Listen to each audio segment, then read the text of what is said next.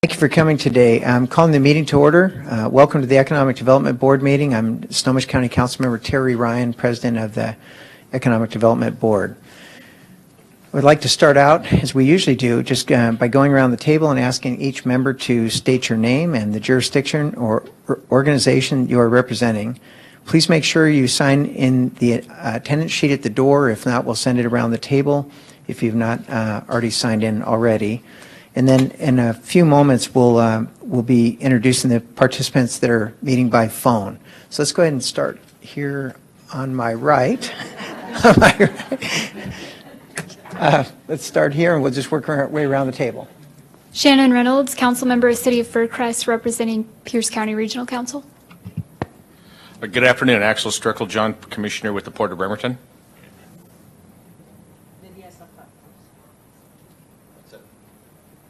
Lydia Safadawson, City of Federal Way Council Member, representing Sound Cities Association. Conrad Lee, Council Member, City of Bellevue. Adjourn, Council Member, City of Paulsbo, also President-elect of the Association of Washington Cities, representing Kitsap other cities.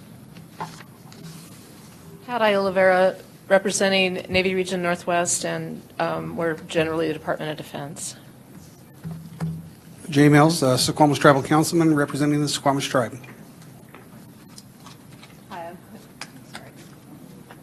I'm Claire Petrich, Commissioner at the Port of Tacoma. Dan Trimble, representing the Economic Development Board, Tacoma Pierce County. Jason Thibodeau, Puget Sound Regional Council. Emily Whitman, Puget Sound Regional Council. Nice to meet you. Ryan Calkins, Port of Seattle. Abe Wojcicka, formerly TDA, now GSP, which is the Greater Seattle Partners. Hi, I'm Melinda Goforth with Economic Development Council, Seattle and King County, soon to be GSP. Rebecca Lovell, City of Seattle. Kevin Clark.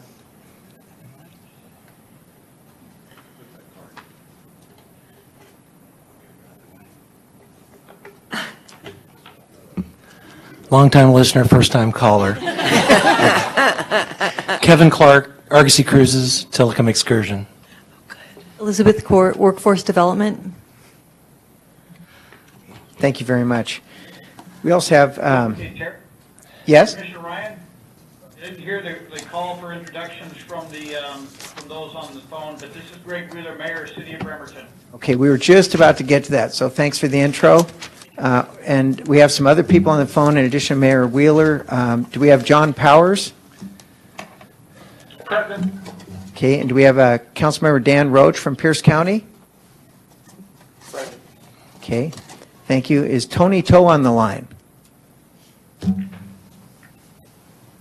Tony Toe? Okay. Is there anyone else on the line that we have not mentioned? Charlotte Garrido.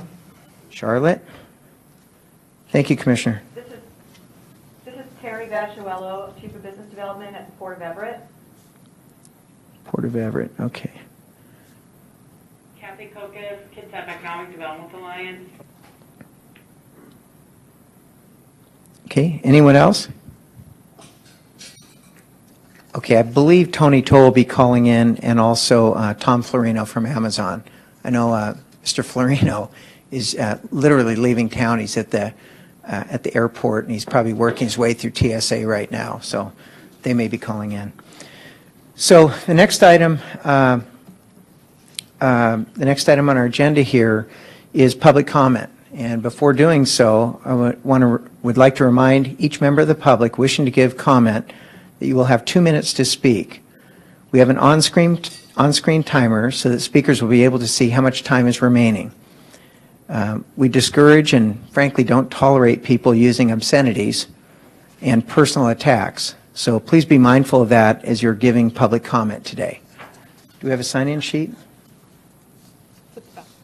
Oh, it's at the back, sorry. My apologies. Oh, I'm sorry.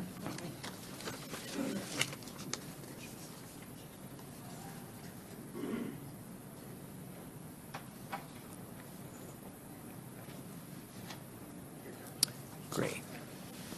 Thank you very much, Josh. Okay, so the First person here is Hendrick Haynes. Sir, if you could just step up there and you will have 2 minutes to speak.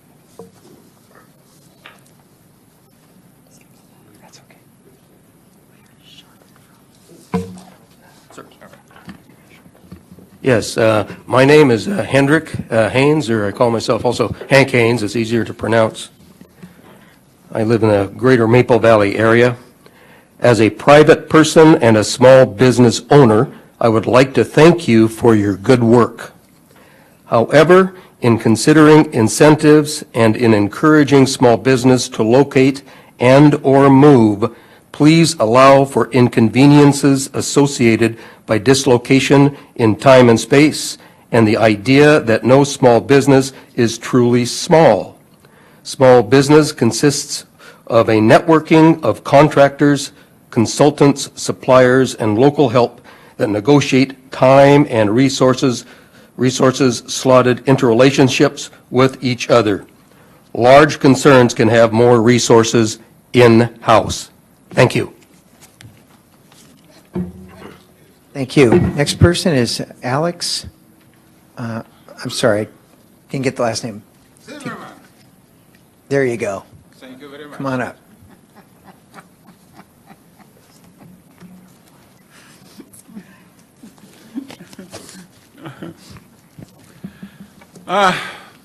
Hi, my Dory W. Führer, a Nazi social democratic mafia, with your pardon, Nazi Gestapo principle. My name is Alex Zimmerman, I'm president of Stand Up America. Is guy absolutely right? You're doing very good job. You destroy more beautiful city, what is I live for 30 years in state, is Washington. You very good job. Why you doing this? In every meeting what is I call you because you're a natural born degenerate idiot. You know what it means? You're more dangerous than Nazi or communist. Fascism by definition is not exactly good. But what is you did, I call this fascism with idiotic face. It is exactly what has happened. And I don't talking about $200 billion what is will be steal from people before for 5 years and for another probably 5 or 7 years. I candidate for U.S. Senator 2018, so last time, okay, this county, what is name? County cut my statement by 33 words. And auditor cut this and what is this? Prosecutor, King Country attorney support this. Last week, your executive, Snohomish executive Summer, don't give me chance speak in sound transit. Stopping, totally. I don't have chance speak. Guy, you understand what is you doing?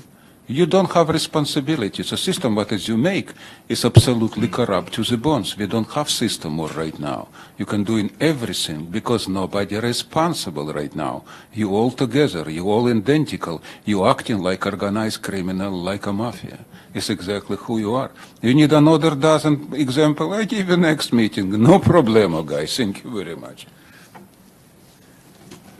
Thank you, sir. Next person here is Marguerite Richard.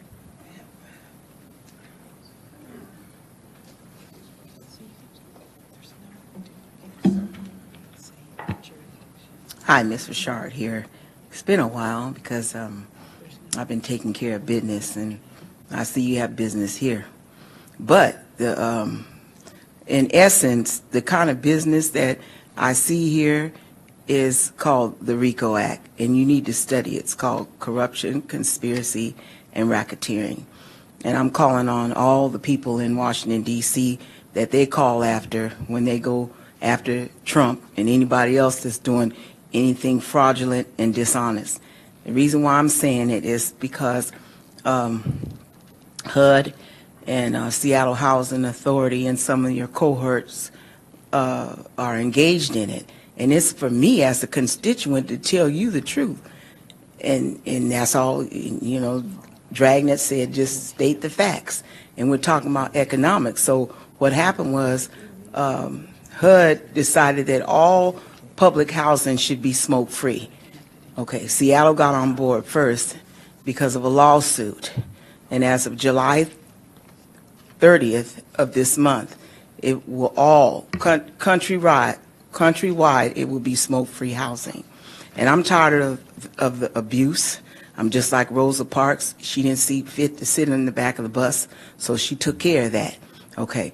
But after the fact is what we're still living with as Native blacks here on Native land. Okay, so you people need to stop engaging in this racism and this extreme discrimination that's exploiting us, abusing us, and neglecting us as people that have done wonderful things here and still involved in doing wonderful things in America. But all these atrocities seem to come to our front door.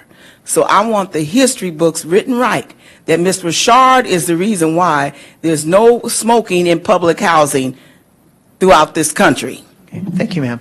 Is there anyone else that'd like to speak to the board at this time? Okay, so we're going to go ahead and move on with our agenda. First of all, I want to thank you all for being here. It's a beautiful day out. It's a summer day, and we don't get many of those here in Seattle. So we're going to move through our agenda, and our intent is to get you out of here on time at 3 o'clock. So we have 2 action items today, and then I would like to focus most of the meeting on the commercial space sector study and the aerospace competitive economic study. Both discussion items are tied to 2 implementation actions of our regional economics strategy. A lot of great information will be coming our way today. Before we move forward in the agenda, I would also like to recognize Vice President Connie Ladenburg from Pierce County for her insight and support as we evaluated all the potential nominees for the Executive Committee. Connie was invaluable in helping put together a team that is inclusive to government, counties, international trade, associate development organizations, and the private sector. So Connie, thank you. I truly appreciate your role on the board and helping me in my role as president. And with that, I'd like to now turn it over to Josh for our staff report. All right, I'll be very brief. So many of you knew for a long time Ruth Wiesman, who is our staff lead here for the Economic Development District Board. Ruth has moved home to Chicago. I know many of you saw the kind email that she sent out to the board, and we're really missing her.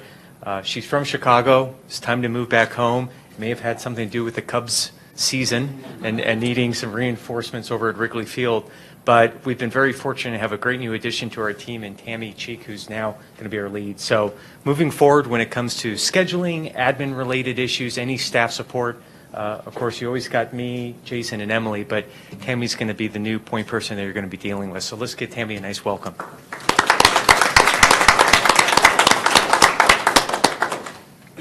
That's it, Mr. President. Okay, Josh, I did want to mention, we did receive a request about the budget, and I wanted to ask if you could have staff put a presentation together for the next meeting, asking for comparing the current budget versus previous budgets and also staffing levels. Do you think you could do that? Yeah, absolutely. I know we'll cover the supplemental budget part of today's meeting. There may be some additional questions for both new and returning board members. We've done something like that in the past, and we're happy to do it again. Great. Look forward to it. Thank you. Next item on the agenda, we did have a couple of people join us. Patrick Pierce over here. Do you want to introduce yourself? Patrick Pierce, Economic Line, Snohomish County. Tony Toad. Tony Toad just called in. Thank you, sir. And Nick Harper, are you on the line as well? Yep, Nick Harper, City of Everett. Thank you. Great. Thank you very much. Okay, and could you push your light on so we can? Okay. There you go. Lisa Herbold, City of Seattle, Council. Thank you, Lisa. Welcome.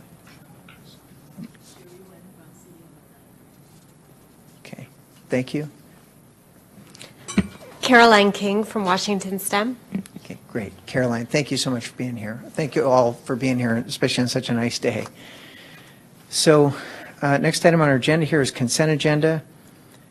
We have approval of the minutes from the EDB meeting held on May 2nd, 2018. And then we also have approval of vouchers dated April 16th, 2018 through April 30th, 2018, in the amount of $14,000 or $14,627.50. Looking for a motion for the consent agenda. So move. We have a motion from Axel. We have a second? Second. We have seconds? Okay. All in favor say aye. Aye. Any nays or abstentions? Okay, passed unanimously. Thank you.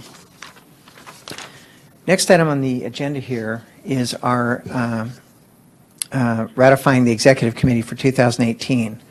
And I just want to review the process because we have some new board members here, and I know that some people may not have been at the last meeting. So the bylaws are very clear. Whoever the president is, and I'm the president at this time, nominates an executive committee. The purpose of the committee is to just give the president advice and to share ideas and to set the agendas. We don't allocate any money. We don't make any decisions other than putting the agendas together. So it's pretty simple. So just to let you know, in other words, it's not a pick and choose. It's simply ratifying the nominees. So I want to let everybody know I did add a second representative for Kitsap County, and that's Councilmember Ed Stern over here from the city of Paulsbo. We also have Commissioner Axel, and I Stracklejohn? Did I get it right? Okay, that'll probably be the only time. And, from the Port of Bremerton, we have Patrick Pierce from the Economic Alliance Snohomish County representing the ADOs. Commissioner Claire Petrich from the Port of Tacoma representing Pierce County. Tom Florino from Amazon. I'm not going to try that last name. Is that good enough? Okay.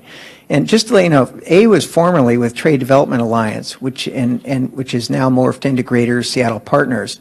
Now, A is here on a presidential appointment, as are about 5 other people. And that's just presidential prerogatives. So she was, I appointed her to the board, so she has a board seat, whether she's with TDA or GSP or whoever.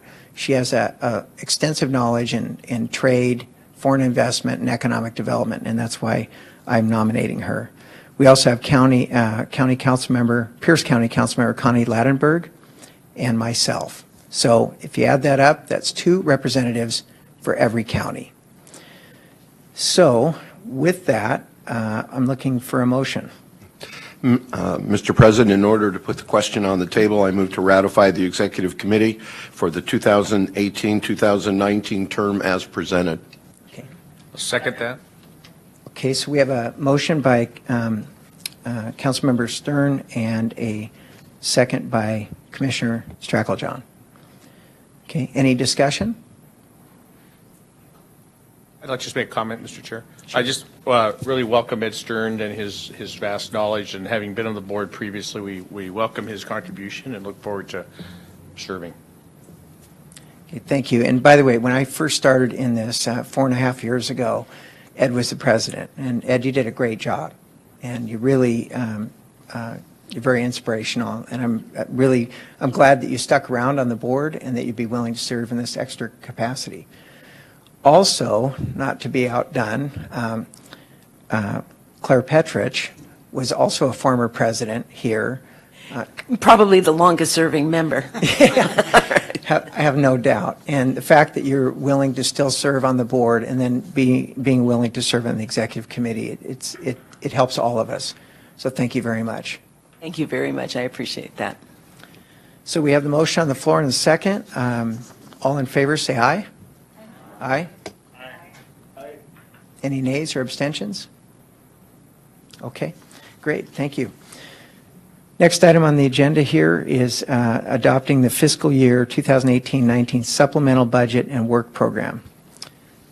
And before we call on for a motion and a vote, I'm going to have Josh provide us with some background. All right, absolutely. Thanks, Mr. President. So starting on packet page 8, this is adoption of our 2018-29 supplemental budget and work program. So just for new and returning board members, we have a biennial budget at PSRC. So this is the second year of our biennial budget and work program. There are no changes in the work program elements of the supplemental budget. The process we go through with this budget is a 2-step process. So I think you all are aware that PSRC and the Economic Development District are separate legal entities. PSRC, for a number of years, is providing the staff support and administration and operation of the district and your ongoing work. So in terms of this supplemental budget and the adoption process, our operations committee at PSRC goes through a long process to develop both a biannual budget and then to work with us to develop a supplemental budget. They've vetted this, they've approved it. It's gone to our executive board at PSRC where that has been adopted unanimously. And then on May 31st, their General Assembly had our big meeting where we had about 200 folks there. Many of you were there as well, where we adopted our supplemental budget and work program. Because you're a separate legal entity, we have to then come back and ask you to adopt the supplemental budget. So that's why we're here today. As I mentioned with the work program element, there's no changes. As you all are aware, the focus of your work has been development of a regional economic strategy, which we adopted a year ago, and now you're focused on implementing the economic strategy. That's all in the work program. Where there are a couple changes that I wanted to highlight is if you go to page 10 of the packet, you'll see a couple changes in both the budget comparison and staffing comparison from the adopted biannual budget to the supplemental budget. And I thought it would take a couple minutes to explain what this looks like. So you'll notice under the staffing comparison, 2.76 in our adopted biannual budget, and now that is 1.45. So who are those mysterious 2.76 people? Well, Jason, Emily Whitman, and Tammy, formerly Ruth Reisman, were those positions. My staff time, the staff time of our communications department, the staff time of anybody else that's supporting this work program here has never been included. It's been those three people. Those three people, Jason, Emily, and Tammy, are still employed here. They're still supporting this work. What's changed is the color of money. So you'll notice on the left-hand side, the budget comparison, there's been a change from $886,000 down to $518,000 as part of the supplemental. The change is formally we had PSRC dues go into the Economic Development District program directly. Now, to support these three staff positions, we're simply having them on the PSRC side of the ledger. And here's a reason why we're doing this. The implementation actions that PSRC is helping to fund and support, our staff are the leads for those efforts. So to be really clear about it, the space study that you'll hear a little bit later about, Jason's been spending a lot of his staff time on it. PSRC has actually contributed real cash to the consultant that we hired to do that project. He's charging his time to the PSRC side of the ledger for delivery of that project. Similarly, Emily Whitman has been doing outstanding work supporting the Choose Washington effort, and that's been a priority of our executive board. So our president and vice president, Executive Summers, Dan Meyer, our whole executive board are 100% behind that effort. We're paying for a lot of Emily's time out of that side of the ledger. And then you know, and you've adopted a commercial aviation baseline study as your third action item for your regional economic strategy. Well, PSRC is in the process right now of securing $1 million plus grant from the FAA. Jason and other members of our team at PSRC would be supporting that. So the picture I'm trying to paint for you is the changes in this budget and in terms of the reduction of staff or financial support is just a reduction on paper in terms of the color of money. The same people that are supporting you are still supporting you. And again, I think I said this a minute ago, none of my time in the 5 years I've been executive director here has ever been charged to this cost center. I still come to the meetings. I still provide a lot of staff support.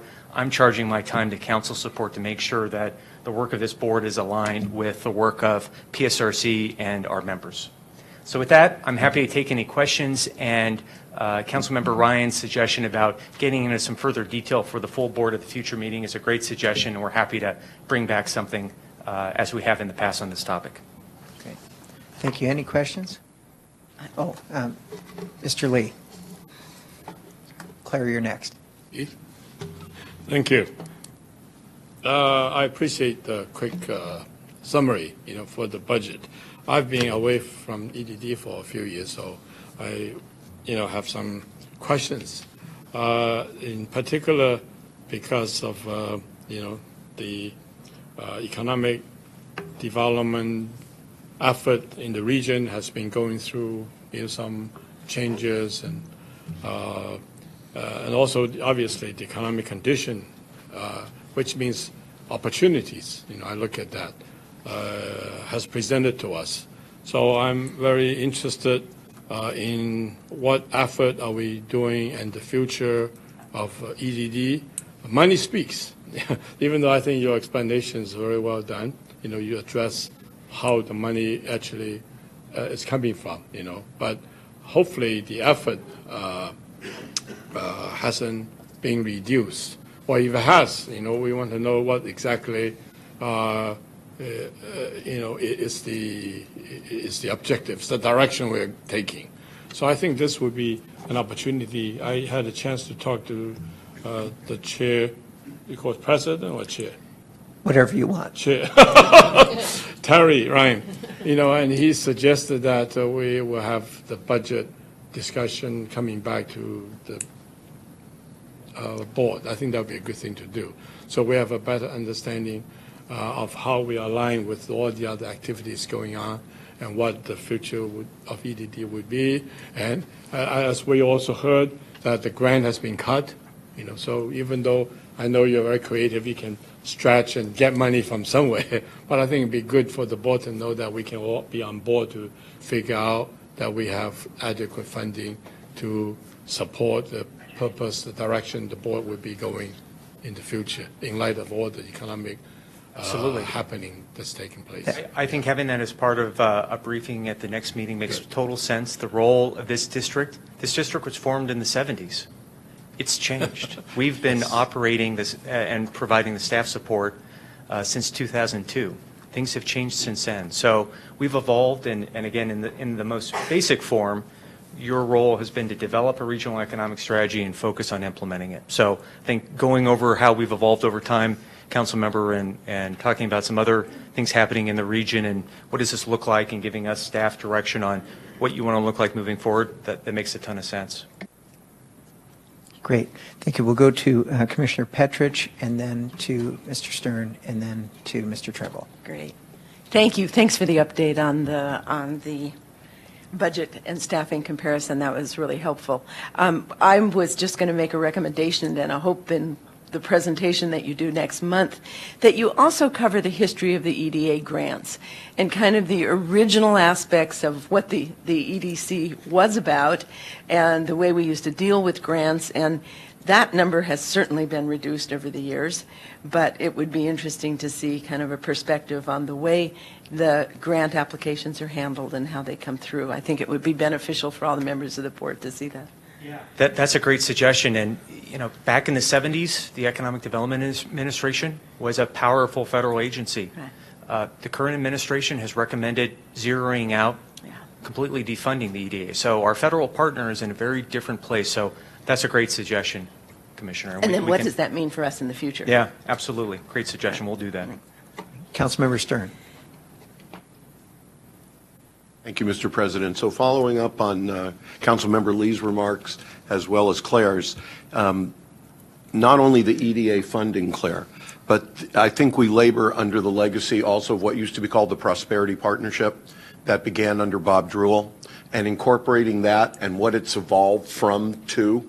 I'd also like to encourage this board to consider inviting Greater Seattle to have some time to present to us, either at that or a subsequent meeting, and then put all of that together perhaps in a fourth consequential meeting to then re-examine what our role is in light of current circumstances, the budget, our history, our legacies, and current economic development efforts elsewhere, and see how that all comes together for us.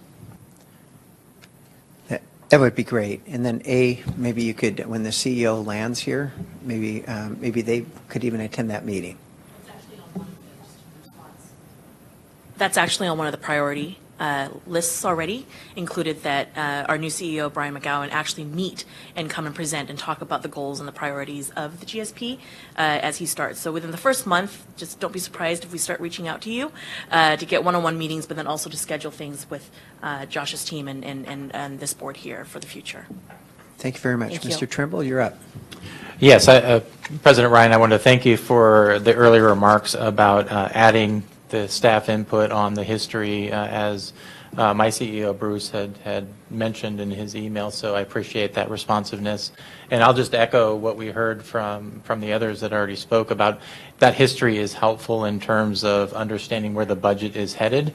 And I think just in context of recent history with us adopting a new strategy, and during that process, there were questions about how can the EDD be effective in implementation of such a large strategy with minimal resources, and if those resources are going down or are being shuffled, then how does that affect the ability of the EDD to operate and implement such a large strategy? So I think that needs to be part of it, and whether it's the current projects that they're being reassigned to or their funding for those projects are temporary.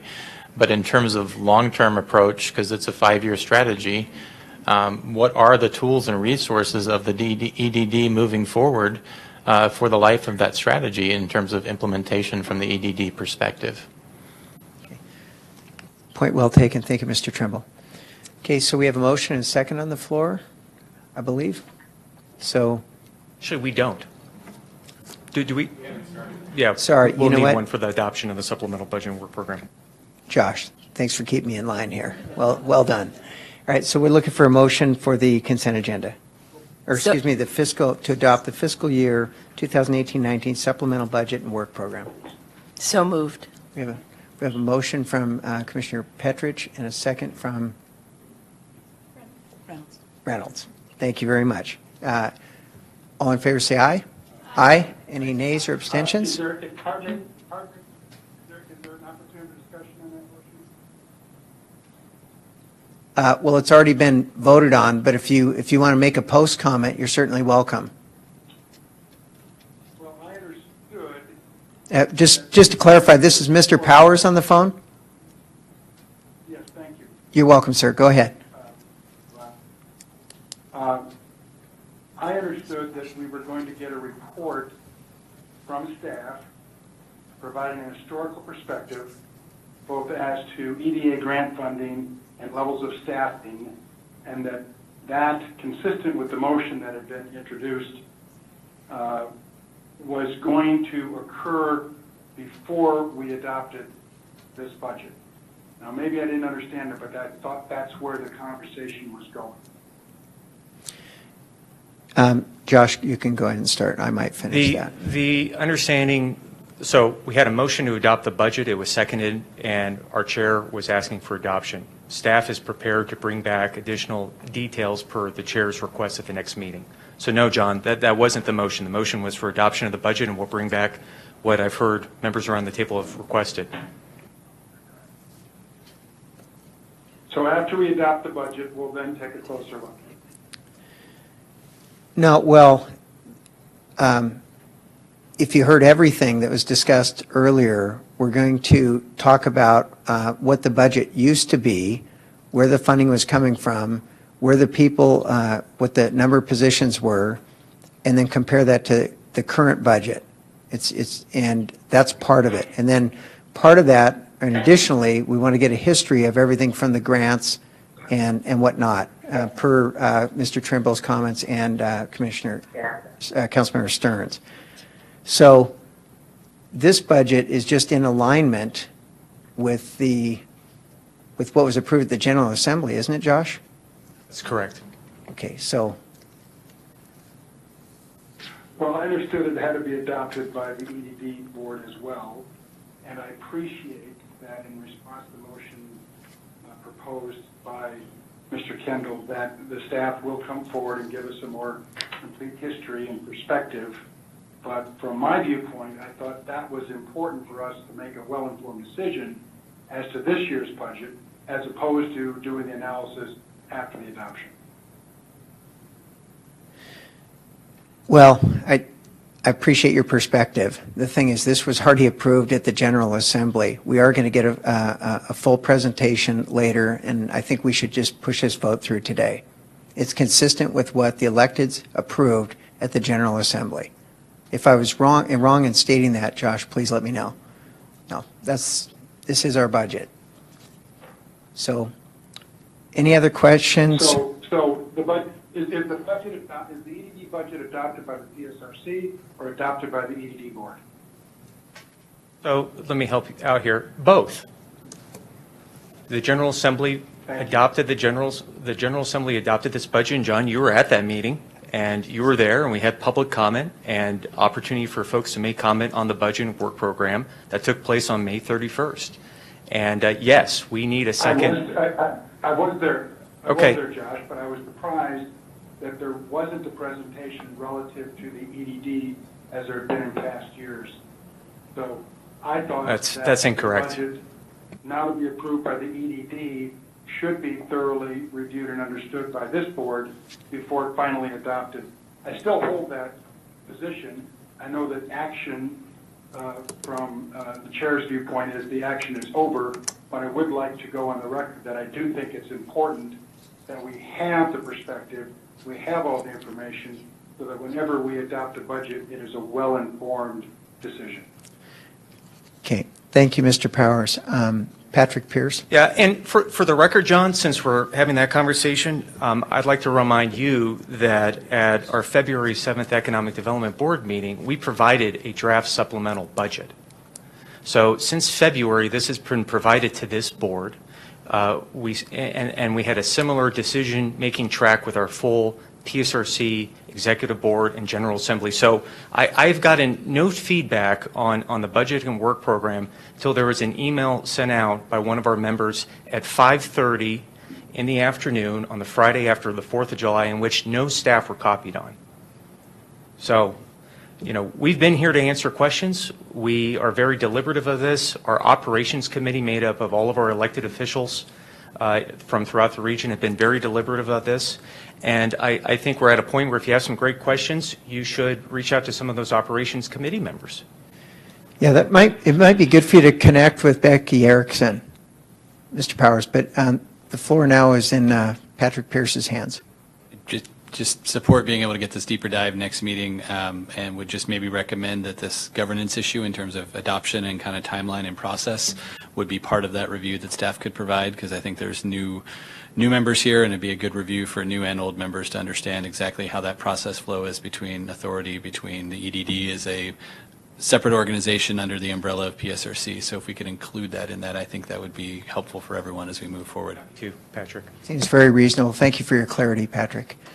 Okay, we've already voted on this, and by the way, this dovetails with the overall budget that was already approved at the General Assembly, just for the new members.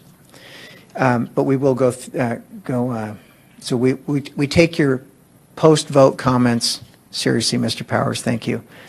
Going to move on to our agenda. Going to move on with our agenda here. We move to our discussion items. And this is pretty exciting, actually. Excuse me, we probably need to make an announcement here. So in the semifinals, Croatia just won. Hold on. I want to make sure, Commissioner Petrich, I want to make sure everyone on the phone gets this. Probably got the Commissioner Petrich has some very important breaking news, especially if you're a soccer fan. Let's go ahead. So Croatia is now going into the finals of the England went down to Croatia. So bodes well for attendance at the Farnborough Air Show next week. Thought we'd lose people during some of the meetings. Thank you. It's Commissioner Petrich, you've been a good friend of our organization for a long time, and you can always bring some levity, so thank you. Sorry to interrupt, but I knew everyone was just sitting on the edge of their seat. That's great. Thank you very much. So our first discussion item here is an update on the commercial space study. We have Jason from Puget Sound Regional Council and Andrew Bjorn from Burke Consulting will be giving the presentation. And Jason, is it okay to ask questions as we go, or do you want to wait till the end? What would you like to do? I'm getting a nod that it's okay to ask questions as we go. Okay, so if you could just formulate your questions, and I know that sometimes the questions, it turns into a paragraph, or not a paragraph, a statement, and then a question. Maybe if we could just kind of limit it to questions, if we could, that would be great. So Jason, go ahead. And I'm going to do nothing more really but hand it over to Andrew, but I wanted to point out, and President Ryan mentioned this at the beginning, that in December, this board adopted developing this study as an action item for the regional economic strategy. Amazing place. And we worked to get Burke Consulting on board, and they started, I think we signed a contract at the end of February, and they started in earnest and have been working diligently since the beginning of March. And you may have seen over the past couple of weeks, we've had an opportunity to put out some of the top-level numbers related to this study, and Andrew will go into more detail on those items. I wanted to take this opportunity because this, I think, the study will be available at the end of the month, and then October is the next time we will meet, so we'll be beyond that. We did get some contributions to help implement this study, so I want to thank again the cities of Kent, Redmond, Everett, Federal Way, and Seattle, Snohomish County, the Suquamish Tribe, the Port of Bremerton, and also help from Blue Origin to put funding together for this study. So with that, I'm just going to hand it right over. Thanks, Jason, and thank you, board members. One thing to get out of the way up front, I don't have any bad space puns in here, no bad Star Trek references or anything like that whatsoever. So sorry to disappoint some of you about that. But so with the space economy in the region, this is an area of the national and international economy that's been in the news a lot lately, and in part due to some local contributions. So we're seeing SpaceX and Blue Origin advance their planning for things like lunar and Martian exploration, and these are very interesting ideas, and it's pushing forward things in a way that we haven't seen since the 1960s. And even in the short term, we're seeing plans for space tourism, for example, launching very rich people up on very big rockets. And, you know, one of the things that we wanted to do as part of this study was to kind of take a step back and look at what the implications are for the region. This is a shorter this is a short presentation. We go into a lot of detail in the report. If there are any questions that, you know, if you want any more details, I'm more than happy to provide you with additional information as necessary. You can speak with Jason about that. But in this presentation, we're just going to look at 4 specific questions. What is the commercial space economy? How does it impact us?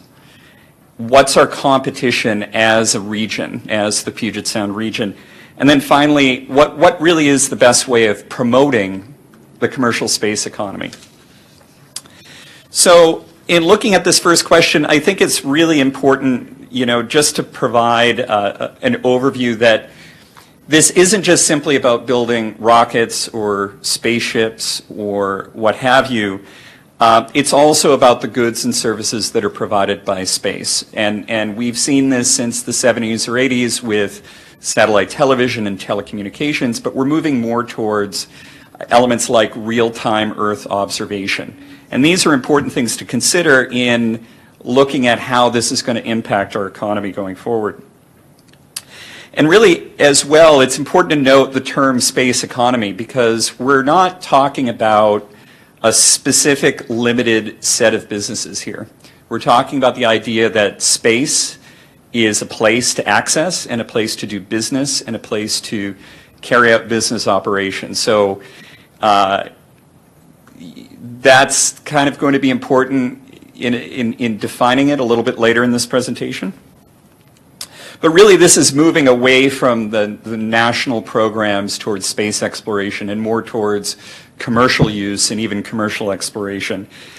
And a lot of this is being driven by rapid commercial growth, but also the reduced costs in accessing space. So as companies like Blue Origin and SpaceX are looking to develop new rockets, they're also looking to do it more affordably, which allows new businesses to access space like they couldn't before. So at this point, it's important to get a bit of a history lesson. So the modern space race really started in 1957 with the Sputnik 1 satellite, which was launched in October. You know, this was a 180-pound satellite that was about 2 feet wide, and all it really did was beep on a radio frequency. The response from the Americans several months later was to launch the Explorer 1 satellite. This was a little bit more of a space probe. This provided a lot of initial measurements of near Earth orbit. And it actually stayed in orbit for about 12 years, which was quite fascinating. But all these aside, I think another space program really deserves a mention here. And that was one that really had its watershed moment in November of 2013. And it just shows how things have changed. So this was a satellite called TJ CubeSat. This was launched from a Minotaur 1 launch vehicle in Virginia. And this was really the example of the first high school with a space program. So the Thomas Jefferson High School for Science and Technology in Fairfax County, Virginia, developed and launched the satellite over the space of a few years and put it up into orbit. It's about 2 pounds. It's 4 inches square, and it was designed to take text messages and rebroadcast them on radio.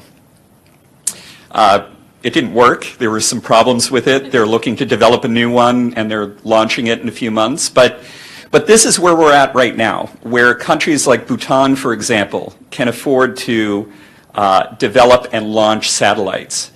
And a satellite the size of Sputnik can now be put into orbit for about $4 million. So these concepts of private businesses developing and launching their own satellites to provide services is something that's now quite feasible. So when we usually think of the space economy, there are all sorts of different lists of the hardware and software that go into it. But it's really not just that. As I said, this is a platform for services like global positioning, telecommunications, Earth observation, research, and even tourism. And like I mentioned, there have been a lot of news stories coming out about that. There are also some more speculative businesses that are coming out, talks of things like asteroid mining or space colonization that are further away but important to mention because we actually have businesses right now that are looking into developing the technologies to enable Excuse me just a second. We do have a question. Oh, yes. I'm sorry.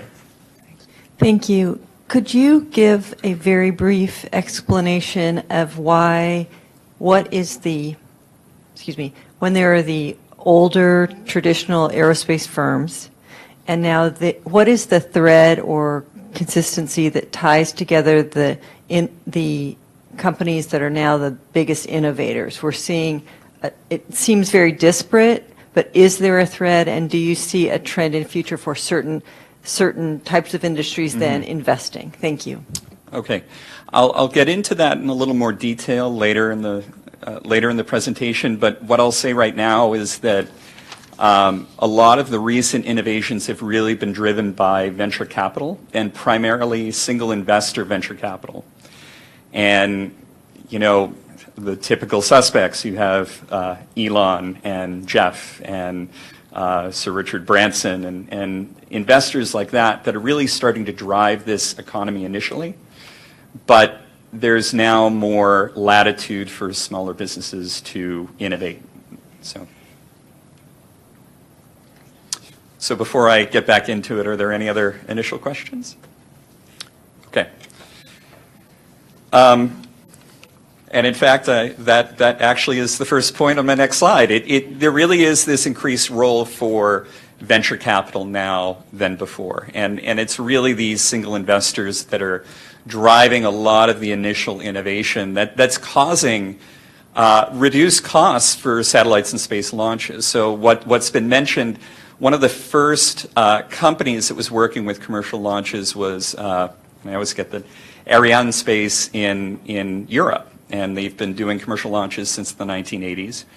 And they've come out recently to say that they're going to have problems competing on government contracts with SpaceX because they've done a lot of work with innovation over the past decade to the point where they can now put satellites and, in the future, spacecraft into orbit for a lot less. We're reducing the cost from, initially tens of billions of dollars to hundreds of millions, and now to tens of millions of dollars.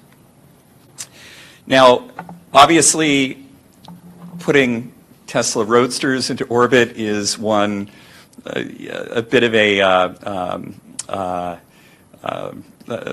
of a superficial application of a lot of these technologies, but what this is also showing is that you do have latitude for a lot of smaller startups to take advantage of this, of taking advantage of not only access to these technologies, but access to space. And we're not quite at the point where someone can develop a satellite in their garage, but it's quite close. You can get to that point without the investment of capital that you would have needed in the 70s or even in the 80s. Yes. Yeah, thank you, Andrew. Before we drill down into the potential of the Puget Sound, which is the nature of our study, and the private sector, obviously, what will be the residual role, if I may refer to it, of the National Aerospace Administration? Where does this leave the federal government and NASA before we focus on the Puget Sound? Okay, so the role of NASA here is obviously one that's quite limited. They have a lot of infrastructure in the Gulf Coast, for example, in the DC area and in Texas and California. Their role is still going to be one of a consumer. And they still have a budget. There's still a presidential priority for space exploration. But there is this growing understanding that the private sector has more of a role to play in space exploration and more of a role in coordinating for things like space vehicles. So one cluster that the Puget Sound would be competing against in the space economy is with the Denver area. And they have a much longer history of developing out launch vehicles. But they're also looking at developing out the CST-100 Starliner for NASA. So they're doing that work there. That demand is going to continue, not as much as in the past with the Apollo. What's the CST? Oh, it's the new manned launch vehicle that that NASA's pursuing in partnership with Boeing and the United Launch Alliance. So, okay, great. So, one more note here is that there have been some broader studies that have been done about the scope of growth for the industry, and right now, in 2017, it was estimated that it was about $350 billion. One estimate from Morgan Stanley said that over the next 15 to 20 years, it would be growing to $1.1 trillion. Bank of America, Merrill Lynch said that it would almost be $3 million within the next 30 years. Now, these are very broad brush estimates. These include a lot of different industries in the space sector. But this is an area where, because of this reduced cost of access to space, there's a lot of growth potential. And there are businesses in the region that can tap into that. And in fact, the picture at the top, I believe, is one of the Starlink, one of the artist renderings of the Starlink satellites, which are being developed partly in Redmond and South Lake Union. But then the important part, how does this impact us? And when we're talking about aerospace, aerospace is spread out across the United States. And in almost every state, you see examples of aerospace contractors involved in different types of programs. But the Puget Sound has been notable in developing out a small but robust cluster related to the commercial space economy. Now, in comparison to the commercial aircraft manufacturing cluster that we have here, it's relatively small. We don't necessarily have the same scale as other areas in the United States, but there are still important opportunities here to promote future growth. Now, One of the assessments that we did as part of our analysis was to take a look at some of the space-related businesses in the region. And, the Puget Sound is really where a lot of the businesses are clustering. Boeing is one example of a space-related business in the region, as well as, obviously, Blue Origin. And in fact, Blue Origin, one interesting statistic is that it is one of, if not right now, the largest private employer within the city of Kent.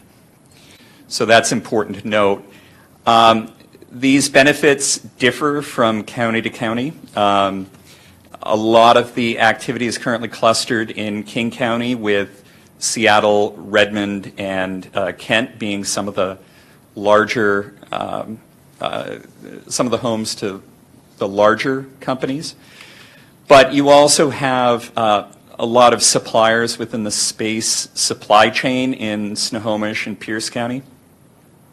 Kitsap has somewhat of a different relationship. A lot of the activity that we saw in the economic data was more related to defense than space, and that was one of the interesting limitations of our study, in that sometimes there was a hard time telling apart dual-use technology. So guided missiles and rockets are often manufactured in similar locations. So that was interesting in looking at different clusters and looking at how this was distributed across the region. So when we were taking a look at the regional space economy, there were really 5 different categories that you can slot different firms into, and some of them spread out over multiple categories. All the way on the left, we really have the lower tier suppliers. So and this is more towards the traditional definitions of aerospace suppliers. So smaller parts manufacturers, for example, material manufacturing, and then some of the broader types of firms like logistics and transportation and warehousing. You can consider them to be supporting the supply chain and part of the overall flow of products in the space economy, but it's very hard to distinguish between a lot of these different firms and the contributions they make. What's more interesting, though, is the upper tier suppliers, and this is an example of the Blue Origin, the SpaceX types of companies. These are companies that build the rocket engines, that build the spaceships, that build the satellites. And we do have a number of companies represented in the region, and a lot of them that are relatively new, and examples of more of this kind of new space type of firm. The third is the space launch service providers. Now, we don't have a spaceport in the state of Washington. It's a long discussion as to whether or not that's a benefit or not, but we do have examples of companies like Spaceflight Industries that serve as a broker. They do essentially ride sharing on rockets, and they're facilitating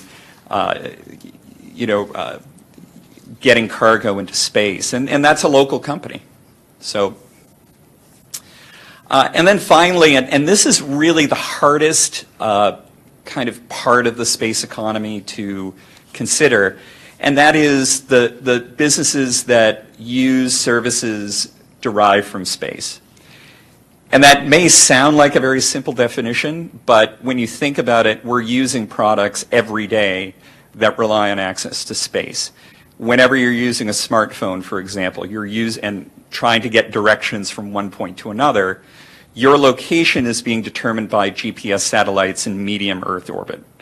And so, but it's hard to kind of pull apart the effects of space on all of those individual businesses. How do you determine what the impacts of space are on logistics companies, for example? So as we were going forward and trying to take a look at the impacts to the economy, what we were doing was focusing on that middle, focusing on a little bit more of the hardware than anything else, the pure play space-related companies.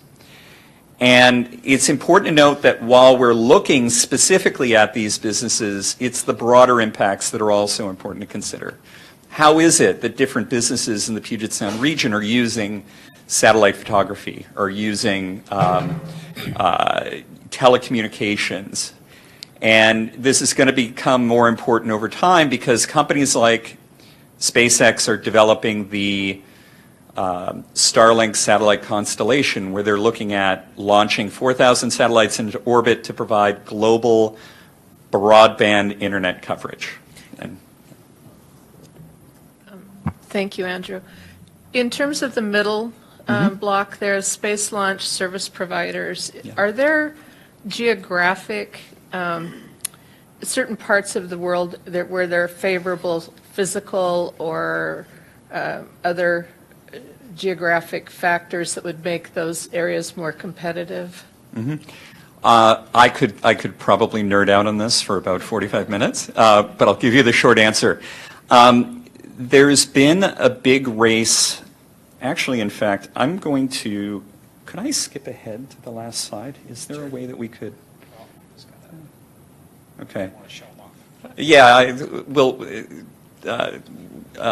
just all the way to the end to the, oh, is that not included in there? I think I popped out of it, sorry. Oh, okay, all right. We just have a map of the spaceports in the United States. One of the biggest concerns with that is that you want to be as close to the equator as possible. And that's why the European Space Agency does its launches from Guyana, for example. It's EU territory, and it's close to the equator. And it's pretty much because the Earth spins the fastest down there. But there are also other considerations that you want. You want to make sure that if, for some reason, your rocket blows up, that all the debris is not going to fall on a populated area, or fishing boats, or airplanes, or whatever. There are a lot of FAA regulations, and the FAA is the one that does a lot of the regulation of space launches, in fact. But there are a lot of FAA regulations about exclusion zones that are required for spaceports, other safety regulations that are important. And in some cases, states can take on some of the jobs to facilitate spaceport development. Georgia did a big push to pass some liability relaxations, but again, I could talk about this for a while, and I can certainly provide you with more information about that if necessary, so if you want. Okay. It was that one, yeah. So some of the major companies that are in the region to note, obviously Blue Origin is the biggest space employer in the Puget Sound region right now. They have about 1,100 employees in their Kent campus. They're looking to expand that. The Puget Sound region is not their only base of operations. They're looking at manufacturing rocket engines in Alabama, and they have an assembly facility that they're developing in Cape Canaveral. But this is where their headquarters is. There are also operations for SpaceX, Boeing, Spaceflight Industries that I was talking about before, and then more historically Aerojet Rocketdyne, which is one of the more space companies with more history. They've been around in one form or another for decades. And then Stratolaunch, which is a Paul Allen company. That's a bit of an interesting case, but I can save that for the full report. But when we were taking a look at the different businesses in the region, we wanted to provide an overall estimate of the economic impact. So in totaling all of the companies that we could identify in those three different categories, there were almost 3,000 employees in the region. And that's something that's interesting. This is obviously not a sector that is at the scale of, commercial aircraft manufacturing, but this is something where, there are a lot of different clusters across the United States, and this is notable. This is something that's on scale with some of the, high-tech businesses that we're currently looking to encourage in the region. So, for example, You know, one comparably sized industry might be with the, you know, taking from the Amazing Places report, the medical apparatus manufacturing, for example. This is not necessarily like a primary focus. This isn't necessarily like you know, the region with the most activity in the space sector, but there is a notable amount of activity. And this amounts to about $1.2 billion a year in direct activity, and then about $1.8 billion in total impacts, you know, indirect and induced impacts over the economy from the economic activity of the sector. Now, something that's important to note here, though, is that a lot of this is driven by venture capital and single investor venture capital. This isn't quite a mature industry yet. It's very close. Both SpaceX and Blue Origin are working on a lot of contracts with the federal government, with you know, with the United Launch Alliance, and they're looking at providing a lot of services that'll be online within the next 5 years or so. But it's still an emerging cluster, and that's important to note. So then what's our competition? Who are we up against? Oh, I'm sorry. Yes. Just a quick question. When you, on that last slide, when you're looking at the regional economic output, yes. Earlier when you were showing the counties, you know, and you mentioned that Kitsap County and being with the Navy, this is my, you know, is got to do, you know, that there are missile components and companies like Raytheon and so forth that are employed, you know, heavy employers over there. Are we double counting the Department of Defense impact as space impact? No, one of the things that we wanted to do was to make sure that there wasn't double counting in fact. So we were very careful about what companies to include. We did not include any defense contractors, and we looked to scale back the count of the Boeing employment based on the fact that it's the, you know, the Boeing employment here that's related to space is part of their defense, space, and security division. So it's not completely space. So, yeah. So then looking at our competition, we do have a cluster of space-related businesses that's growing in the region. But other regions have a head start. You have a lot of regions that have been manufacturing rockets since the 1950s, 1960s, and they've also been looking at developing out their local clusters. And they have a lot of activity from the larger space-related companies like Boeing, like Lockheed Martin. Our immediate competitors, though, are likely the ones that are more related to companies that can capitalize on venture capital and can link high-tech sectors with space-related applications. So Los Angeles and the San Francisco Silicon Valley area are really more of our competitors than, for example, Huntsville, Alabama. And Huntsville, Alabama manufactures rocket engines. They float them down the river so that they can get to Cape Canaveral. We're not going to be competing with that. But in terms of some of the smaller startups, that's really where we're looking to compete. So in just looking at a map of where our main competitors are, you know, it's really spread all throughout the United States. We do have examples of you know, different specializations in different locations. Florida, for example, you know, everybody knows Cape Canaveral, and they've capitalized on that to offer up now private launch services for SpaceX and for Blue Origin and Rocket Lab and companies like that. Places like Arizona and Colorado are more working with their sectors related to defense and guided missile manufacturing and relying on those for space-related applications. Washington has long-term connections both with defense and with telecommunications.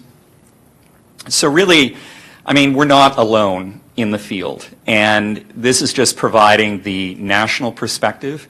If we're looking internationally, we're talking about competition for places like Russia and China, but even places like Luxembourg and Singapore, where a lot of different areas have been looking to capitalize in different sections of the space economy. So the real takeaway here is not necessarily that all hope is lost or that the market is too crowded, but more that we need to capitalize on the things that we're good at, that we're never going to be able to compete with Huntsville in terms of mass manufacturing of rocket engines, but in terms of our employment base of highly skilled workers. For example, the high quality of life here, that's really what we need to be working with. So in looking at how to promote the space economy, this is a bit of a tricky discussion because, you know, we do have opportunities that are here. You know, there is a global market that's looking to expand, and we do have major companies that are located in the region that are expanding. There are plans for Blue Origin to expand on its Kent campus, and it's likely that we're going to see more local startups that are offering services with satellites and services with new ways of accessing space. And we also have the quality of life and the educated workforce that's necessary to support that kind of those emerging businesses.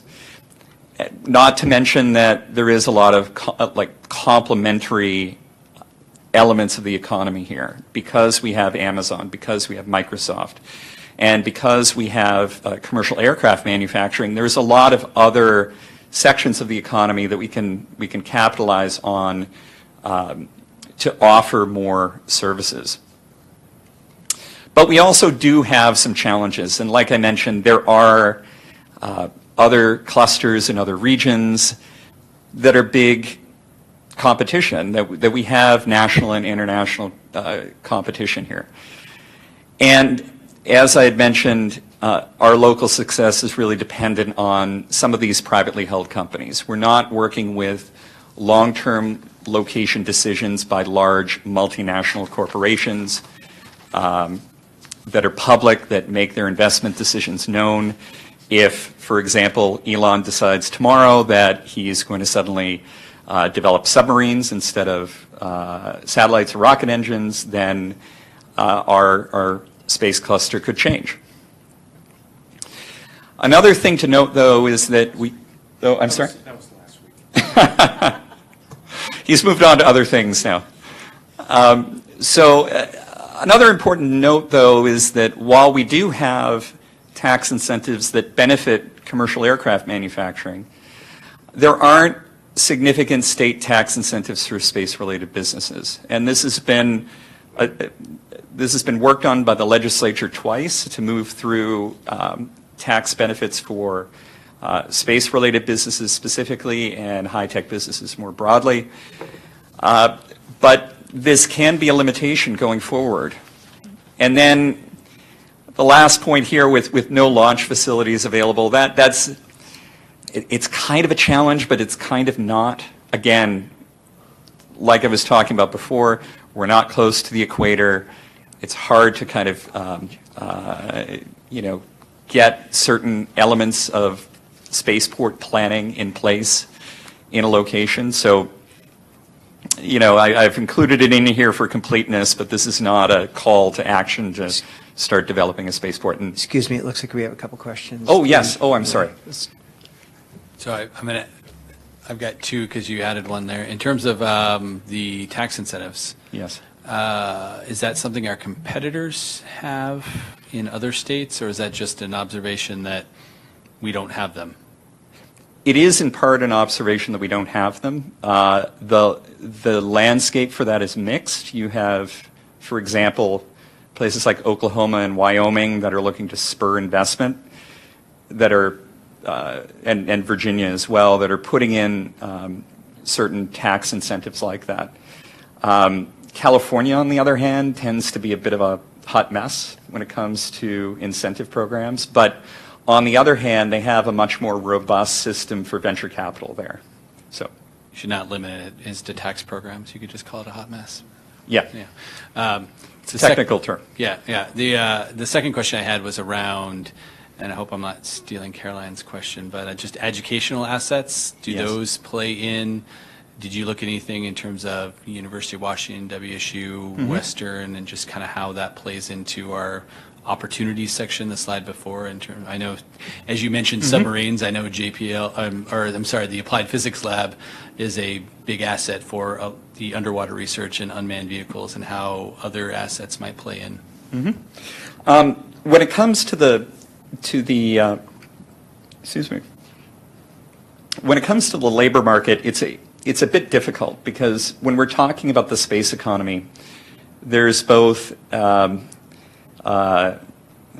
are some advantages and some disadvantages that space applications have. The big disadvantage is that it's very hard to hire foreign nationals.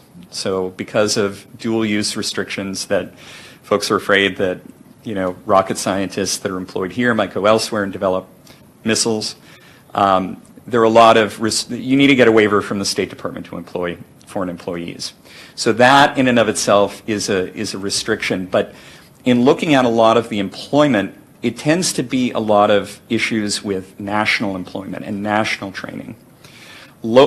Because a lot of the folks that are employed at SpaceX, for example, were educated at Purdue or Pepperdine or MIT. And as such, their search for a workforce is national in scope. But, So the workforce piece, but are there any from research assets from schools, like more down in, like I said, APL being, that's a, I guess I'm not thinking as broadly as a workforce of engineers, but more like assets that we might have that are as part of the universities, not necessarily Patrick, outputs. Yeah, Andrew, let me help out. So Patrick, I think when this report is finalized in a few weeks, one of our next steps is taking this data and analysis, engaging with our university partners here. So I've already had some preliminary conversations with folks at UW, and similarly with Alex Peach here on behalf of Washington State University. I think those are assets that we could strengthen, partnerships that we could talk about. So that's probably one of the next steps for all of us to work on. Yeah. Thanks for that. Sure. The other important takeaway, though, is that both WSU and UW are important partners with this. They do research related to space, and you know, having space companies here is important for that. But one other note to make is that the more technical aspects are important. We don't simply want to have you know, the higher level engineering jobs, but also the technician jobs as well. So, yeah. Caroline? Yes, this is Caroline from Washington STEM. And yes, I also have two questions. And yes, one of them was going to be about educated workforce, and just a question about if it's an opportunity or a challenge, just given that so many sectors, including aerospace, but healthcare, manufacturer, I mean, companies already today are limited in terms and competing with each other for talent. And so so just thinking about the educated workforce standpoint, if we're going to attract a relatively new sector and help it grow and thrive, what would it need to see from how we're investing in our homegrown workforce and talent base? Yeah, and I think, I mean, I think obviously more investment in these types of education and training programs are important. I think the dynamics are very interesting, because what's also interesting as well is that the larger employers in the region are competing very heavily and limiting some of the workforce that's available to startups. So one of the things, we had talked with one smaller business related to satellite manufacturing. And one of the problems that they saw was that a lot of their power engineers were being poached, essentially, by Amazon and Microsoft.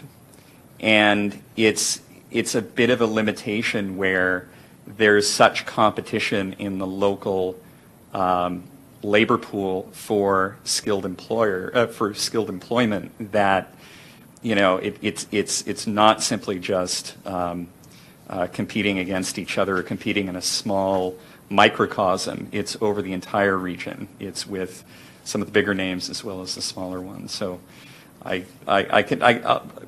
we're going to get into a little bit more detail with the workforce with the full report, but yeah, I don't know if that's it. So I want to make sure we stay on time. We have questions from Sherry, Ed, and Shannon. Yeah. Sherry?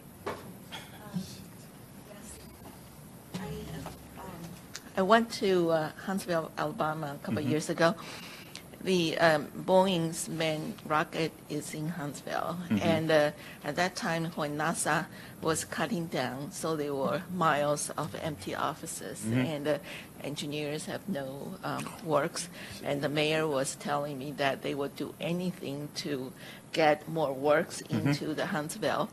And so right now with NASA, I think recently probably will be come back again a little bit more funding. But my question is why they choose us in the first place. Why don't they go to Huntsville, Alabama? It's because they have huge amount of empty spaces. They have huge amount of workforces in the rocket field. Why do they choose us? That will give us some insight. Yeah, and this also brings to the front one of the limitations here, where so the short version is Jeff. It's because a lot of development locally has been with private sector capital. That's really been the determinant. So one of the reasons why SpaceX is primarily headquartered in Los Angeles is with Elon Musk. There are different, Bigelow Aerospace, which is a subcontractor to Boeing that we took a look at. They're in Las Vegas, not because there's some booming space sector there, but because that's where the founder lives. So at this point, it's really being driven by that. And that's the challenge, because unless you're best friends with a millionaire, it's very hard to, develop out some kind of package that would attract them to locate here.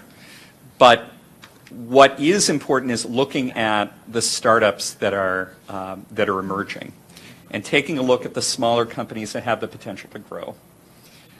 Places like Huntsville are doing that kind of economic development, are marketing their research parks, for example. But, I'm a little biased, but I think that we're a better place to live. And that part is also important. Thank you very much. We're going to, just to let you know, we've got about 13 minutes left for this. How many more slides do you have? One. Okay. Let's, Councilmember Stern. Thank you. Just a quick point on the launch questions from the earlier slide. So yes, there's rocket-borne launch, but a la Sir Richard Branson, there's the proposal for jet-borne launch, which is a whole different thing. And then we think about the Puget Sound being congested, and you talk about the radius for protection. But then we do have the Port of Bremerton with a highly underutilized runway that could be expanded in a minimum population zone with industrial designated land by the PSRC. Yeah. I think the topic of spaceports is an interesting question, because on one hand, it's been really successful as an economic development tool for certain specific areas. So the Mojave Spaceport in California has seen a lot of activity with Virgin Galactic, with Scaled Composites, which is actually working with Stratolaunch here in Seattle to develop out a launch vehicle. On the other hand, there's a lot of examples of not as successful stories. The spaceport that I was talking about briefly in Georgia, they've had one launch a few years ago. They've struggled to figure out how to attract business.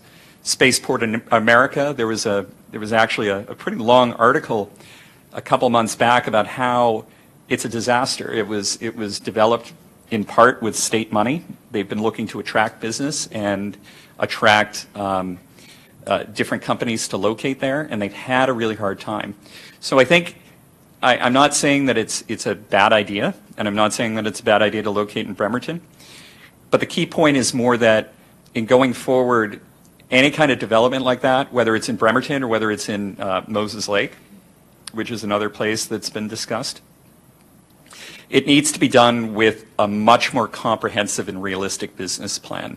It's something to examine, but understanding the market for satellite launches now and in the future is important. Understanding how, what companies would be using it, what kinds of applications. Those are things that need to take place, and that's a bit outside of the scope of what we were looking at. So we'll go to Shannon and then Mr. Lee, and then we're going to let you finish up, and then we'll ask people that are on the phone if they have any questions. Okay. Shannon? So when I was following along, I saw that there was, I think I wrote down 1.2 billion in direct regional economic output from this, but 1.8 billion in indirect and induced. And I saw that you used an in-plan model, which is an input-output model, right? So I'm assuming that 600 million difference is coming from identified intersectoral linkages that are supporting this industry. And I'm wondering, as a board that's mostly made up of policymakers, what can we do to support on that part of the space economy as well? Is it important, how important is it that they reap the protections and benefits of any space economy incentives as well, so that we can continue to not only support but grow those inputs that ultimately grow the larger space economy that's doing the direct economic output?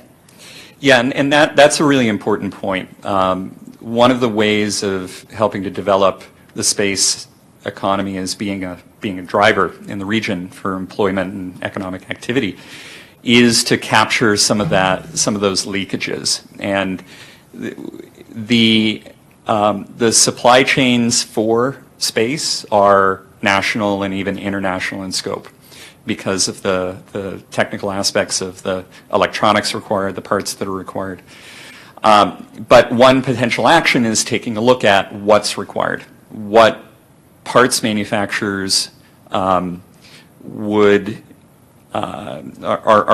necessary for satellite manufacturing, for rocket manufacturing, spacecraft manufacturing in the region, and then looking to be a matchmaker, provide for opportunities to connect suppliers that have traditionally been working with commercial aerospace and connecting them with more space-related opportunities. And in moving forward, this is also related to this idea of reducing costs, because unlike in the past where you launched a huge satellite into orbit and you needed all the parts to work for 10 years, we're now moving towards a system where parts to a commercial aircraft or even a automotive specification can be used. So I think that point of trying to connect in different elements of the supply chain is really the important takeaway from that. Councilmember Lee. Thank you, Mr. President. Is there going to be discussion opportunities or just the questions now we have? Just questions right now. We want to let them get through this, and we still have another presentation that's going to take about 20 minutes. Okay, so we've got about not quite 10 minutes left. Perhaps we have some time to talk about this separately, if we need to. But okay, so in the meantime, I just ask a few questions. This is a very high cost investment industry. I mean, you mentioned startups. I think initiates with a few high net worth individuals, but not many companies can begin this. So, I know that, we are very lucky in this region because of Boeing, Aerospace, airplanes. They created a lot of opportunities for small, medium-sized businesses to support this big industry. Yeah. And I think the key is, why are they here? I agree that initially the big company will have to locate here, which is like Blue Origin and so on. But once they're here, what they're looking for is they're looking for talents, really, high skill labors. I think that's really the key. So they have the people in this region, we have the technology, the brains, lots of folks. We see the technology industry is coming up here because they want to compete for talents here. It's good quality of life. And so I think we are lucky that Boeing has created and nurtured a lot of small companies, and talents have remained here. By doing that, we have developed biotechnology, medical industry, and all that stuff. So I think that's where you're right. We need to focus and emphasize on those. And so education is important. We need to look at the technology colleges, Washington Tech, and so on, to train people who are highly skilled, who are specialized. So I think we need to encourage that. Somehow, it's here. And the second part is the launch deployment. That's challenging. We don't have one here. The only place we have is maybe Eastern Washington. So I think to me, that's an opportunity for us to work with Eastern Washington to develop the launch capability, and then perhaps we can develop that as a alternative site to Southern California, whatnot, which might be possibilities. So I really think this is a great industry to pursue because we already have a tradition of Boeing Company. They have been here, talents are here, and we have some of the infrastructure here. So if we can focus on those things, I think that's a great opportunity, and I would like to see if we can have further discussion, on some of the specifics and how we can we want to develop strategy to lobby the state and whatever the industry to make sure that we have the opportunity to provide those policies that would encourage the things that you are talking about, and obviously the challenges as well. Yeah. Thank you. Thanks. Yeah, and the full report will be out at the end of the month, and then we should have a follow-up discussion about where do we go from here. Did you have a question? It's both a question and I think a comment too. So the TDA, when we were doing just trying to figure out what are the next up and coming kind of economic drivers for the region, we looked at the space industry. So we've worked with or have asked questions of local people as well as the Defense Department to see what is needed in order for us to be robust or more robust. One of the things that we took away from those meetings was that really focusing on the supply chain, because we have that already within the aerospace industry. And if we were to be able to convert some of those companies to be able to be certified and credited with the defense folks, that they would be able to perhaps have a larger role in supplying some of the much needed materials that are needed within the space industry. So one person that I recommend that if you've not met him yet his name is Eric J. He is a lawyer at K&L Gates, and he actually can tell you kind of behind the scenes of what the companies are actually looking for and what the challenges have been from a lawyer's perspective of how difficult it's been to convert some of those companies into going to the space industry. The only reason why I bring this up is because I think it's great to have homegrown companies that are headquartered here, but already leveraging the supply chain and the companies that are here. It helps to expand what we already have here locally, and it also increases jobs, and it's inclusive because we have those supply chains all over the region already. So if we can get some insight from experts like him, who has the one-to-one interaction with these companies that are asking him to help with helping to convert, I think that would be really great for us to know, and then that way we can come back here, you can put it in the report perhaps, and then that would help us to create policies, because we do have a great convening point here regionally for us to talk about what are the policies that are needed to help maybe grow that existing supply chain.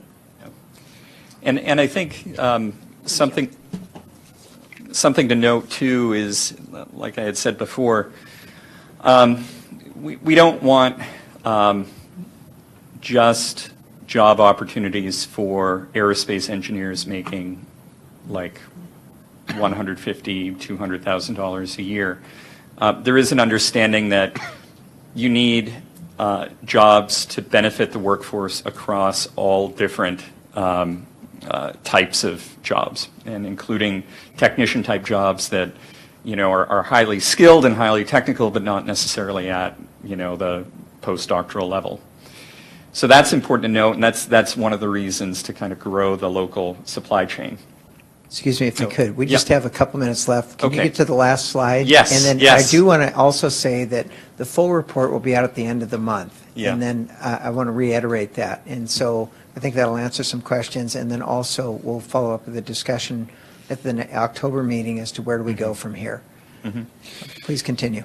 Okay. Thanks. And just to wrap it up, some of these have already been brought up. The idea of tax credits as being one way of promoting the regional space economy.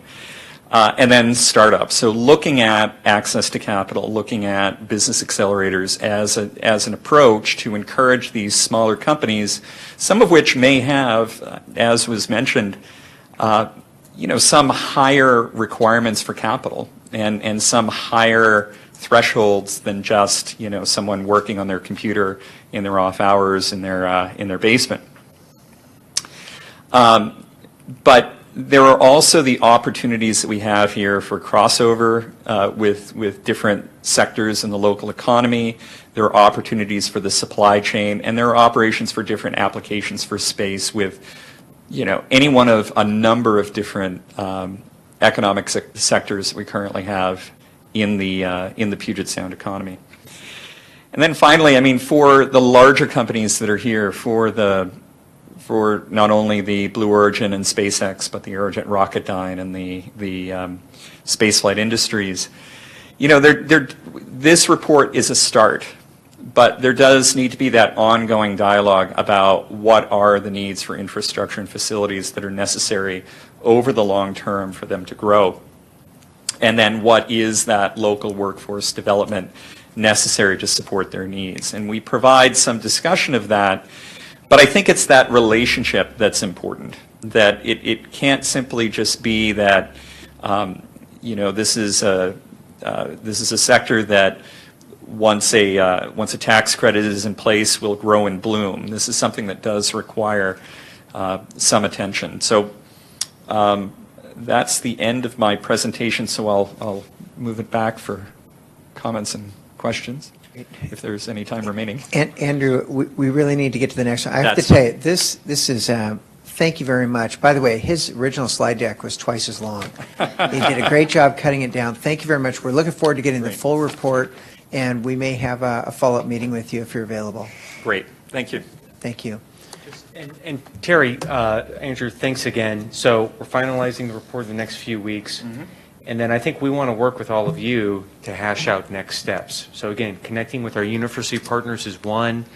This is the first time we've had this fresh data, being able to talk about the jobs, the economic impact. So we're going to be able to use this for recruitment and retention purposes, but I think there's going to be some obvious opportunities to play a convening role around this topic with our private sector partners. So that's the report's step one, and then we got to roll up our sleeves together to figure out what do we do next. So thanks, Andrew. Thanks.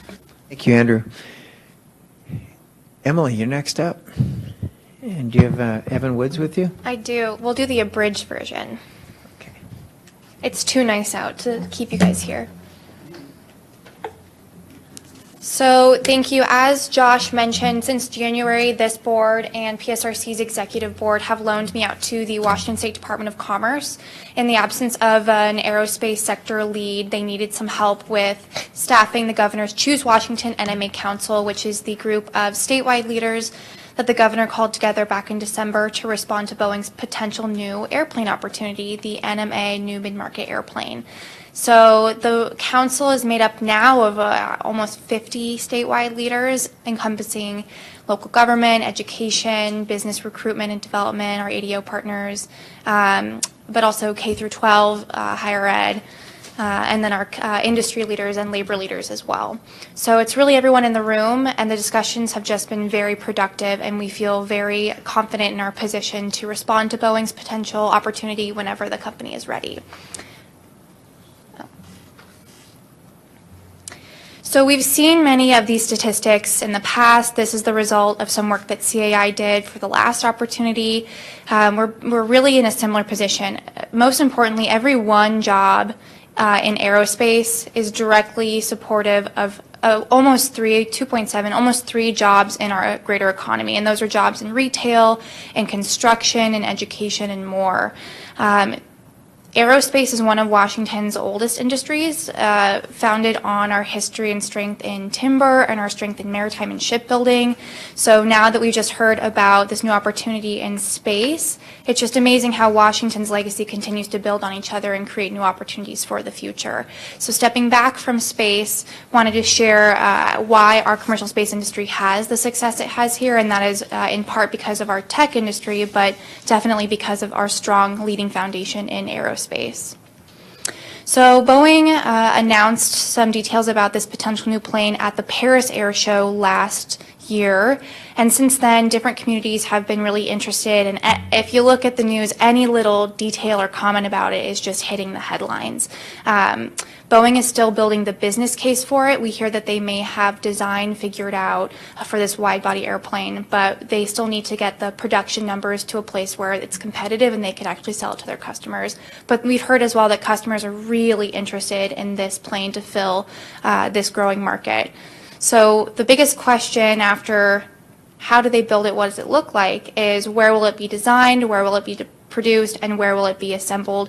And we, of course, want that plane to be produced, assembled, and designed right here in Washington State.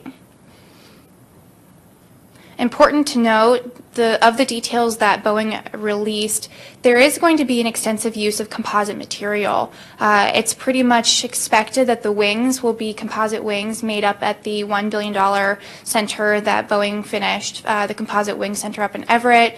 But there's some new technology that's coming into this plane, and the production system that they're developing for this is likely to be the standard production system that they use going forward.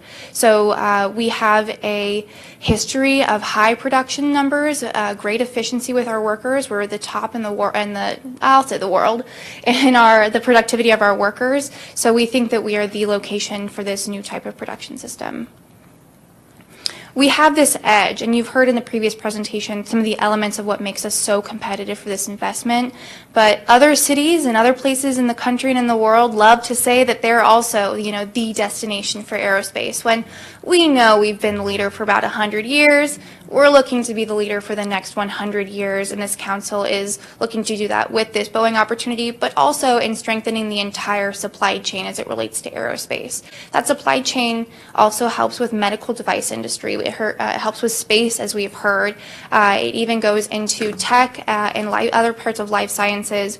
We were at Intellectual Ventures the other day, and we were looking at this container for getting vaccines to the last destination for the Bill and Melinda Gates Foundation. So the first folks always get the freshest one, but then they were finding that the vaccines were no longer effective when they got furthest out into the communities most in need. So the device that they ended up using was designed by a former Blue Origin engineer. So we are really good at attracting this top talent to our region and then keeping it and helping it, having it help other industries and other people in the world. So in order to make sure that we keep this opportunity here, the governor created the Choose Washington NMA Council out of the Washington State Department of Commerce.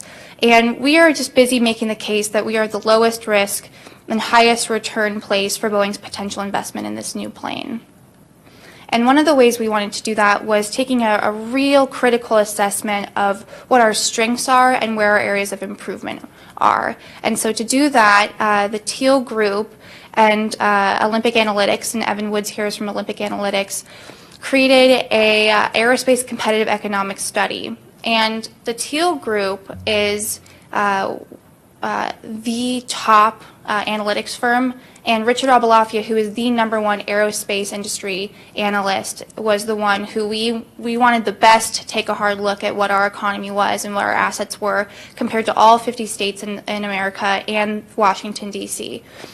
We knew that we weren't going to be top in everything, and we wanted to know where exactly we could improve, like I said, so we can continue to have this strength in aerospace. So we wanted the facts and the data, and we wanted it to be really transparent, so we had an outside consultant do that work, and I'll have Evan give a quick overview of what we found.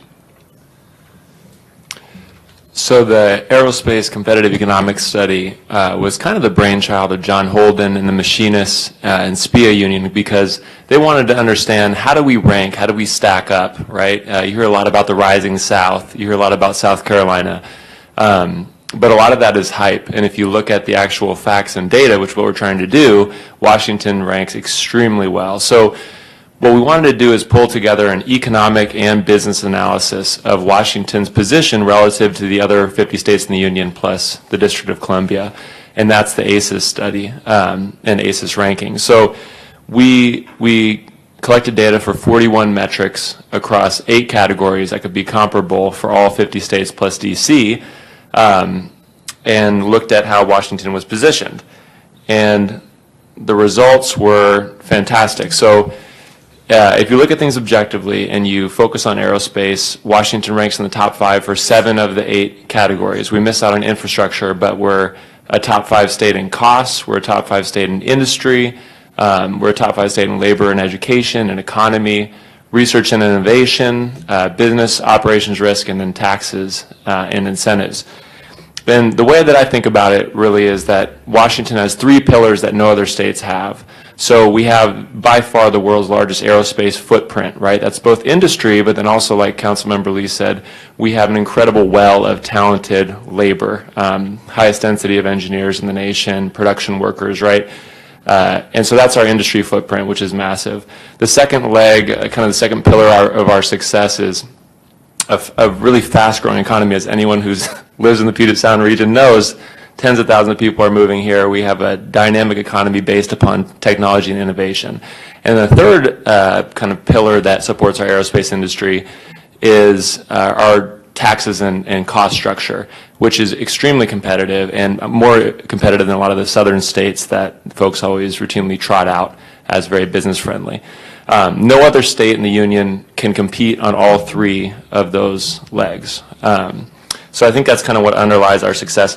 And you can see it in terms of our productivity, right? For all of the talk about South Carolina and the South, you know, we produce about 15 times as many planes as South Carolina, about 21 times as many planes as Alabama.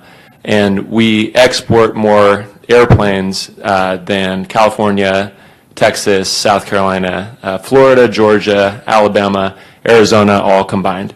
So we have a massive lead in aerospace, and I think we should be proud of that. The lead is based upon, you know, our high concentration of engineers and production workers. We have 1,400 aerospace suppliers here, third highest supplier density in the country. We are constantly looking for ways to innovate and make our plants more efficient. So the 737 plant in Renton with machinists and engineers working every day to make it more efficient, is one of the most productive in the world. And then also our history goes back 100 years. So, you know, the land for Boeing Field was sold by a local kind of supportive property owner for $1. And the Seattle City Council back 100 years ago, you know, approved electrification and improved road improvements. And since then, we've had sales tax incentives and B&O tax incentives and, you know, a lot of investment in workforce development, and obviously our communities and government have put a lot into making Boeing and other companies a success here. And that was kind of borne out in the ACES study.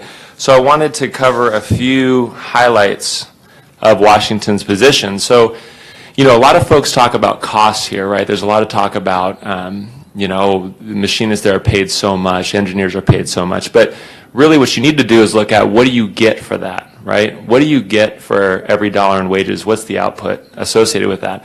And when you look at it in terms of productivity, we're actually extremely competitive. So we're the 4th lowest cost state in terms of how much output you get per dollar of input, which is fantastic. We have the lowest electricity prices in the nation. And so when you're automating and you're increasingly using composite that use a tremendous amount of electricity, we're very competitive in that way, the top state in the country. We have no corporate income tax. We have no individual income tax. And if you look at the way our B&O rate stacks up, if you were to make it a corporate income tax equivalent, we're the sixth lowest corporate income tax in the nation. And so when you combine this kind of low cost structure with the low tax environment, it's an extremely competitive, business-friendly state, and that makes us very competitive in aerospace. On the labor side, you know, we also do fantastic. So 1 in 29 folks in Washington State has an engineering degree, which is very surprising to me. So we have the highest density of aerospace engineers in the nation, right? About 5.7 times more than the national average. We're the 3rd highest in patents filed per capita, 5th in R&D investment. And then we have this large, you know, cluster of of aerospace suppliers in an extremely fast-growing economy that's driven by tech and innovation. So all of these highlights came out with these 41 metrics that were measured using national data that's available for all 51 states. In addition to some of the areas where we're very strong, there were a few areas where we were a little weak. McCleary decision, K through 12 spending. But what I think is exciting about that is that we ranked 28th in this report, but about a week before, the report had already been finalized, but about a week before the presentation and the press conference with Governor Inslee, the newest numbers came out for K through 12 spending, and we jumped from 28th to 22nd. And in the past year, we actually have past year and 5 years, the second fastest growing investment in K through 12 education in the nation, number 2 of 50 states. So we're trying to make up some ground for areas we're a little weaker in. And then our transportation spending, especially if you include transit and public transportation, is competitive. We're like 11th in the nation. So I think we need to keep investing in transportation and education, keep investing in workforce development, but those indicators are all moving in the right direction. Pass it back to Emily. Great, thanks. So as Evan mentioned, there are areas where we excel and there are areas where we need to do a little bit more, and Washington has already made an investment to get there, and we're trying to take the next step. So there's a workforce development work group who has put together strategy and policy recommendations for different ways that we can streamline our pipeline of workers, whether it is incumbent workers, older workers, or even getting, parents to believe that it's not vocational school anymore. This is a skill that's going to get you a 6-figure job and job security. It is reaching out to kids like these down in Southwest Washington early and making sure that they know about these opportunities in aerospace before they go off to another avenue, spend a little bit too much money on an education, and then realize they could have been working that whole time. So this is really a statewide effort, as I mentioned. Many of our partners are those in this room. But I want to call back to the last presentation and just remind you, when we had that Washington state map of where those space-related companies were, they were all across Washington state, up in Whatcom, down south in Skamania, and Klickitat, over in Spokane. And that statewide ecosystem that we have is built on this foundation of Washington's statewide aerospace economy. Parts for this new plane and parts of the planes that we build currently come from all across Washington state. The big components and pieces of the seats, it's the small components. So Washington state as a whole, all 39 counties and every resident has a stake in this opportunity. And we are asking you all to support the NMA home team. We have a website that you can go to continue to get updates. As well, we have asked many of the member communities here for a financial contribution to help support this effort. My time for the council is in kind. Thank you very much, everyone. But there are some actual dollars that need to be spent on this work to help convince the Boeing company to stay with their home team. So if your community has not yet responded to that request, please give me a call or send me an email, and I would love to talk to you more about this. Thank you. Emily, thank you for your work on this. You're doing a fantastic job. And most people here don't get the opportunity to see you in that role, but you're doing a great job. Thank you. Great brief presentation. We have a couple minutes if anybody has any follow-up questions. Yes, sir. Axel. Thank you, Mr. President. Emily, maybe not to tip your hand on inside knowledge, but do we have any anticipations coming out of next week's Farnborough Air Show with Boeing? Not related to an NMA decision on siting in particular. We heard news last week that they had trademarked the 797 name. Well, that came through August of last year. So like I said, people are trying to get as much information, as much gossip on this as possible. We do not anticipate any type of RFP or a siting decision at Farnborough next week. We think they're mostly focused on their cargo orders that they've had and some other, there's supersonic jet or hypersonic jet. So we think there's other things they're focusing on. Patrick? Just a quick comment on this. It's great to see that we come out in #1 overall. I just always like to reinforce when I see this that we can't have a hubris or overconfidence, that there's really got to be a continued fight and a continued effort statewide. this is great to look back at all the things we've done yesterday for Boeing and the company and the aerospace industry, but we've got to continue to compete and continue to fight for that and really make sure that we're presenting a case as to why they want to continue to invest here. So let this not be overconfidence, but that we are in a strong position and that we need to maintain that position. Sure, Patrick, I think that's great, especially leading into Farnborough. You know, this work is not just to support our conversations with the Boeing company on this opportunity. The ACES report has been folded into the Farnborough marketing materials for Washington State. So this is a part of recruiting any type of aerospace or aerospace adjacent business who is interested in our state and wants to know, you know, this rumor, hey, you guys are number one, what does that really look like? So we have more to do to help every type of aerospace company grow and expand here. Great. Any other questions? Okay, well, thank you both again for that presentation. Sorry you felt a little bit rushed at the end. Evan, thank you for coming as well. And also, I want to remind everybody regarding the space study, that slide deck is available on the Puget Sound Regional Council website under the Economic Development Board along with the agenda packet if you want to look at that. And then Josh and Tammy, thank you very much. Everybody put a lot of work into this meeting. It went real well. I appreciate everybody coming out, this many people coming out on a really nice day. So we'll enjoy your summer, and we'll see you in October. Okay, well, actually, Mr. Stern, do you have a question? Really directed at Jason, and probably stating the obvious, but when it comes to our space study work, we sponsor a study trip every year for the members of this board, and oftentimes we go to different geographic locations in the state. What's the opportunity to actually this fall tour like Blue Origin and some of our space clusters? There is opportunity. I've talked to Blue Origin about this. They are limited in their space and their capacity. The biggest challenge is that they can only do like 6 people at a time, and it's not like we can bring 18 and go through 3 cycles, so it's very small. So the call out, I think, will get a lot of interest, and we'll have to figure out how to get through there. And we can talk to some of the other companies as well to see whether there's an opportunity to just kind of see throughout the region some of these assets that we have.